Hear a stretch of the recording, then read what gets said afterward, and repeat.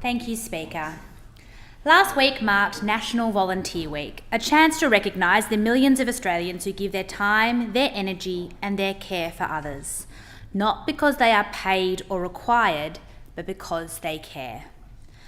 The theme this year, Something for Everyone, reflects the truth that volunteering isn't reserved for a select few. There is no age limit, no uniform type. Volunteering comes in many forms and every act of service counts.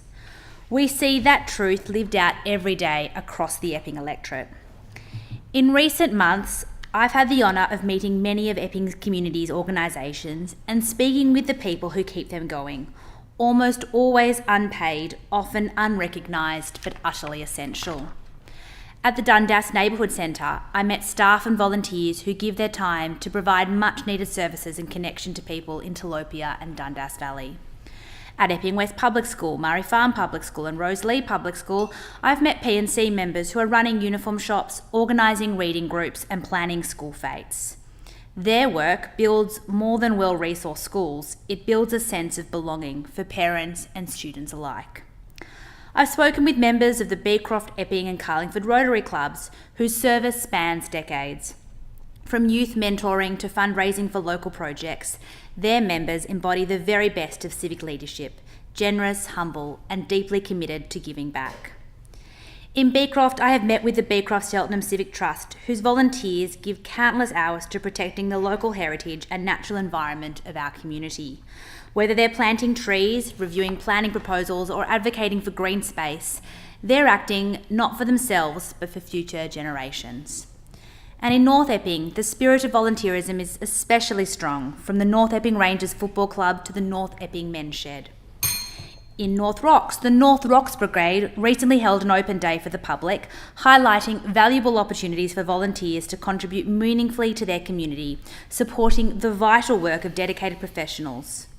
And our Scouts and Guides groups are actively shaping the leaders of tomorrow through programs that often rely on volunteer leaders. These are volunteers who give up their evenings and weekends to teach children teamwork, resilience and responsibility. For many young people, they are the very first example of what community looks like. Every one of these groups has shared the same message with me: volunteering is harder to sustain than it once was. Across Australia, formal volunteering has been declining for over a decade. The pandemic made things worse, but the shift began well before COVID. People are busier, work hours are less predictable, and for many younger Australians, the traditional pathways into volunteering through churches, sporting clubs or service organisations aren't as clear or familiar as they once were.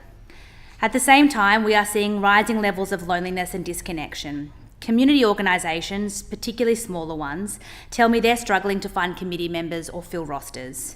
Some long-standing volunteers are simply worn out and unsure who will carry the baton after them. This decline matters deeply, because volunteering isn't just about delivering services. It's about building the social fabric, the trust, reciprocity and relationships that make life better for all of us. Volunteers don't just do community, they create it. And they do so in humble service, which has often the deepest impact, quietly transforming lives and communities without seeking recognition or reward.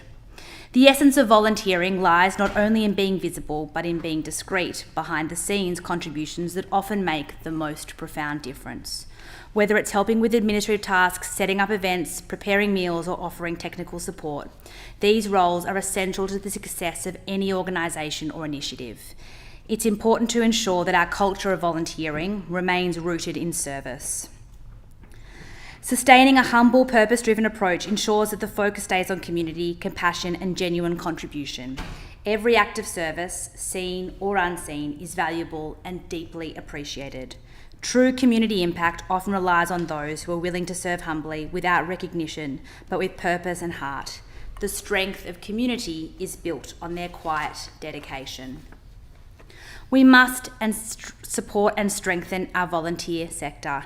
This means cutting red tape that makes life harder for small community groups. It means recognising informal volunteers like carers, neighbours and grandparents, whose contributions often go unrecorded but are no less valuable. Speaker, I would like to finish by saying thank you to all the volunteers across Epping for their service to creating community in my electorate. Thank you.